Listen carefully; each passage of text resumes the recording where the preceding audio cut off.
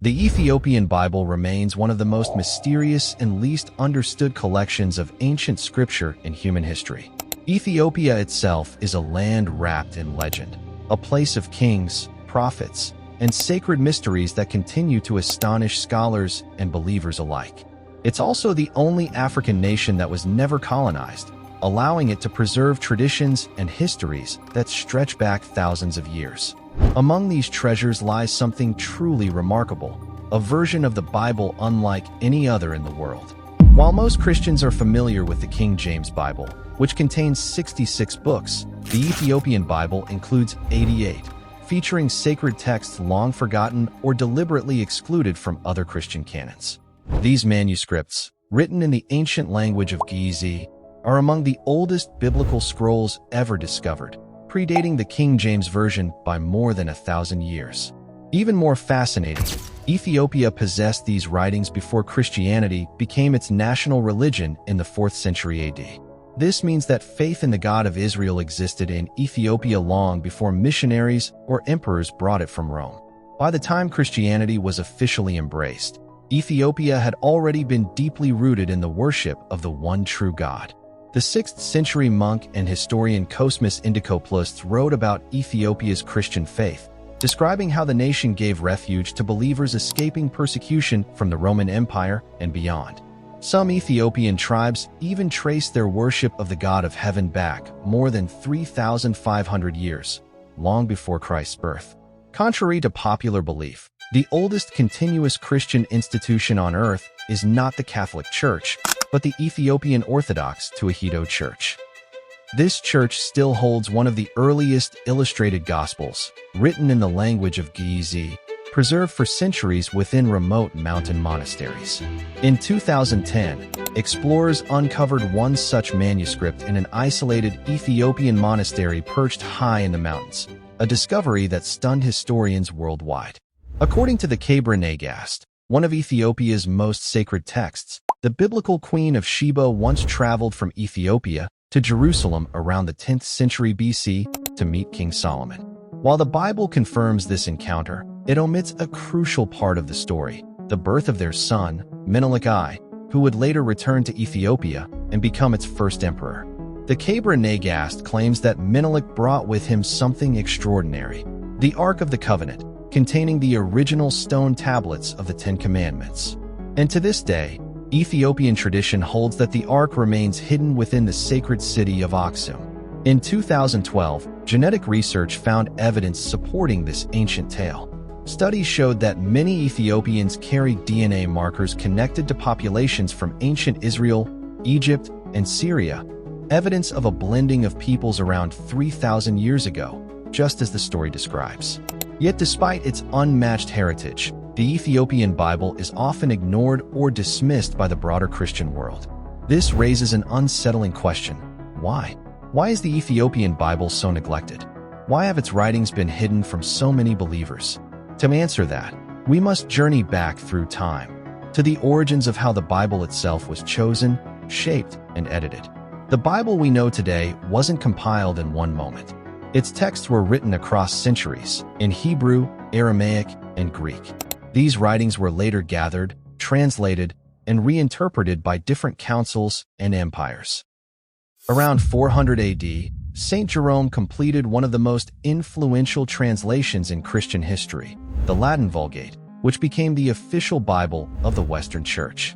This version contained 39 Old Testament books and 27 New Testament books, together forming the 66-book canon most Christians use today. But during the first few centuries after Christ, countless other writings circulated, Gospels, letters, and revelations, some authentic, others fabricated. Lacking the technology to verify sources, early Christians were often misled by these writings, many of which blended myth with truth. To resolve the chaos, church leaders met at the Council of Nicaea, 325 AD, and later the First Council of Constantinople, 381 AD. Their goal: decide which texts truly reflected the teachings of Jesus and his apostles. They determined that only writings directly connected to Jesus' followers or consistent with accepted doctrine would be included. But even then, different Christian communities preserved different collections. The Ethiopian Church, isolated from the political decisions of Rome, held on to books that were later banned elsewhere. When King James I of England ordered the creation of the King James Bible in 1604, he aimed to unify religious factions under one standard text. 47 scholars spent 7 years translating from Hebrew, Aramaic, and Greek, producing a version published in 1611. It became the most widely read Bible in the English-speaking world. However, the translators excluded certain books, especially those that didn't fit neatly into established theology. The Ethiopian Bible, by contrast, kept these writings. So what exactly are these forbidden books? Many belong to a category called pseudepigrapha, works falsely attributed to biblical figures such as Enoch, Moses, or Abraham. These texts, though ancient, were considered too controversial or mystical. Some spoke of angels and heavenly realms, of fallen beings and divine secrets, content that church leaders feared might confuse or mislead the faithful. To them, these writings were non-canonical. But to Ethiopian believers, they remained sacred, part of a divine revelation that stretched from Genesis to Revelation and beyond. The Ethiopian Bible exists in two canons: the broader canon of 81 books and the narrower canon of 72, established under Emperor Haile Selassie. The broader canon includes ancient works like 1 Enoch, Jubilees, the 3 books of Maccabees, the Epistle of Clement, and 4 books of Kiddusin, writings that don't appear in Western Bibles. But because these books were written in Guizi, a language few outside Ethiopia understand, they remained largely inaccessible to the rest of the world. Only a handful of modern translations exist, and many are still incomplete. Politics also played a role in their obscurity. During the early centuries of Christianity, Rome sought to unify the faith under imperial control. Any text that challenged its authority or told a different version of events was either suppressed or destroyed. The Bishop of Rome even ordered the burning of so-called heretical scrolls, though some were hidden away by monks who refused to let them vanish. It's because of such preservation efforts that we later discovered the Dead Sea Scrolls in the 1940s, ancient manuscripts that validated much of what the Ethiopians had safeguarded all along. Even through wars, invasions, and fires, including the devastating 1930s blaze that destroyed a church where the sacred manuscripts were kept, the Ethiopian Bible survived. Muslim invasions, Italian colonization attempts, and centuries of neglect could not erase it. Today, interest in the Ethiopian Bible is growing once again.